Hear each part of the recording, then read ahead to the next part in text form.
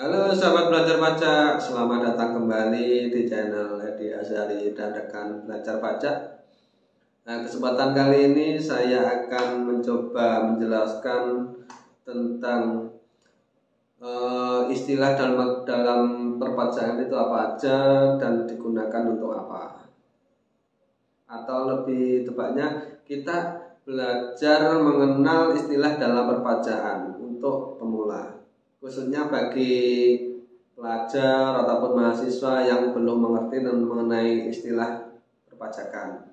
Langsung kita mulai istilah apa aja yang ada di dalam perpajakan itu sendiri.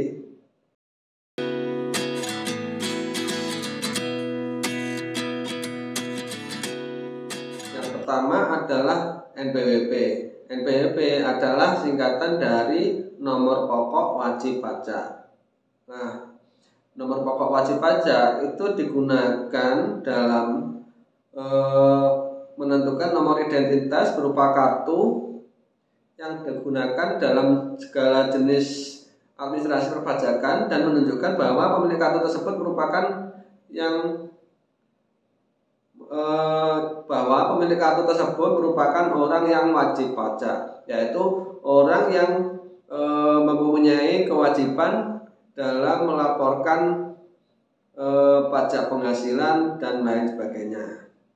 Nah, selanjutnya yaitu e-registration.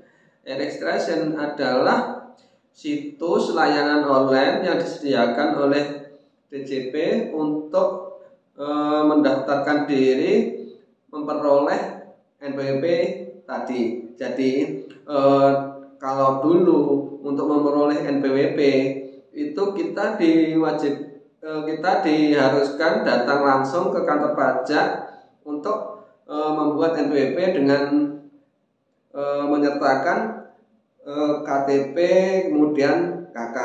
Seperti di video saya sebelumnya mengenai tutorial membuat NPWP ya. Nah, selanjutnya adalah STP atau surat SPT atau surat pemberitahuan. Surat pemberitahuan adalah sarana pelaporan pajak baik perhitungan pajak, penghasilan data, utang dan lain-lain yang bisa dilaporkan secara manual dalam bentuk form kertas biasa, juga bisa secara online. Nah, untuk SPT itu sendiri terdiri dari beberapa jenis, yaitu ada PPh 21, ada SPT tahunan, ada PPN dan lain sebagainya. Itu kita bahas di video saya selanjutnya ya. Nah, untuk selanjutnya adalah DJP online. DJP online adalah merupakan media online resmi dari DJP, digunakan sebagai sarana administrasi perpajakan secara online, baik pelaporan SPT maupun segala jenis pengajuan permohonan perpajakan. Di channel saya juga sudah tersedia mengenai tutorial apa aja, itu sudah lumayan banyak. Silakan disimak tutorialnya ya. Nah, selanjutnya yaitu EVIN. EVIN panjangan dari Electronic Filing Identification Number, merupakan sarana pendaftaran maupun administrasi yang digunakan untuk mengakses DJP online tersebut. Nah, nomor EVIN itu terdiri dari 10 digit rangkaian angka. Itu bisa diajukan secara online maupun diajukan ke kantor pajak langsung. Nah, selanjutnya adalah e-filing. E-filing itu merupakan media online resmi DJP yang digunakan sebagai sarana pelaporan pajak secara online melalui aplikasi DJP online. Nah, sekarang e-filing itu digunakan yang bisa digunakan yaitu pelaporan PPh 21. Nah, sekarang masih cuma PPh 21 aja ya. Kalau untuk PPh 23 itu ada situsnya sendiri yaitu e-Bupot seperti video saya sebelumnya ini.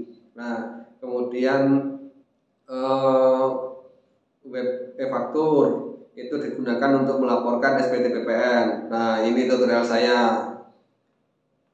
Nah, dan lain sebagainya. Selanjutnya adalah e-form. E-form merupakan formulir SPT elektronik, merupakan media resmi dari DJP sebagai pelaporan SPT tahunan. Itu bentuknya adalah PDF yang bisa dibuka menggunakan Acrobat Reader DC yang versi 32 bit. Nah, selanjutnya yaitu eSPT.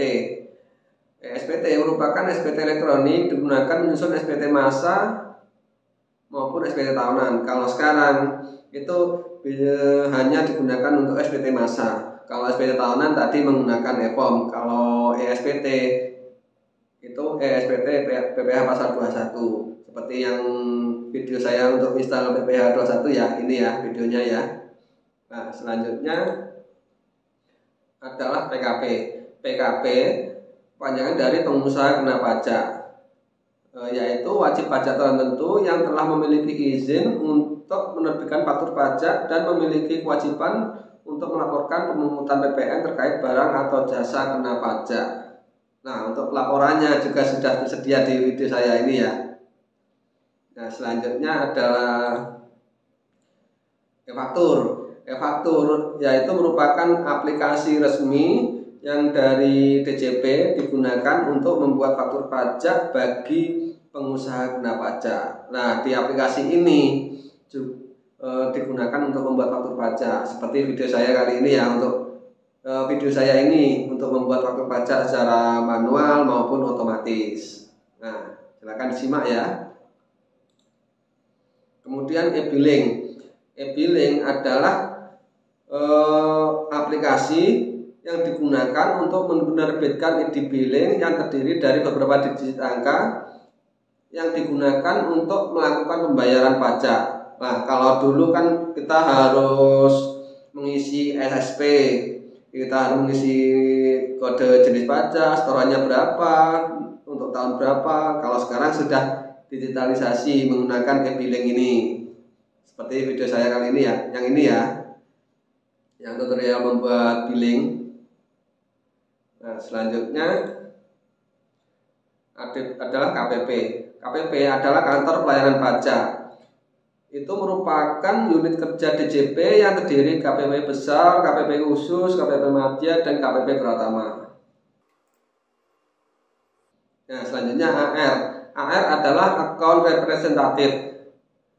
AR itu sendiri merupakan pegawai DJP yang bertugas melakukan pengawasan kepada wajib pajak sekaligus memberikan konsultasi perpajakan kepada wajib pajak. Ya, ini bagi wajib pajak sudah familiar untuk istilah AR ini ya. Mungkin yang banyak dapat surat itu konsultasinya ke AR ini. Nah, selanjutnya adalah STP. Nah, ini yang paling ditakutkan oleh wajib pajak, jangan sampai kena STP ya. STP adalah surat tagihan pajak, merupakan produk hukum yang berisi tagihan sanksi, denda atau bunga, misalnya sanksi administrasi atau terlambat lapor SPT tahunan, itu nanti terbit STP atau surat tagihan pajak. Nah, selanjutnya adalah, nah ini tindakan lebih lanjut dari KPP, yaitu SKP, surat ketetapan pajak. Surat ketetapan pajak ini adalah produk hukum yang muncul akibat koreksi pajak. Biasanya itu merupakan hasil dari pemeriksaan. Nah, selanjutnya adalah PTKP. PTKP adalah penghasilan tidak kena pajak.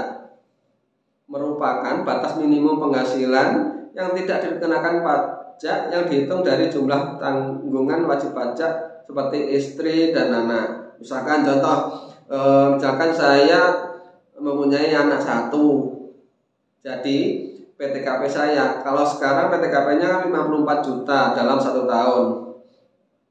Kalau sudah menikah itu PTKP-nya ditambah 4,5 juta. Kemudian punya anak 1 tambah lagi 4,5 juta. Jadi tambahannya ada 9 juta.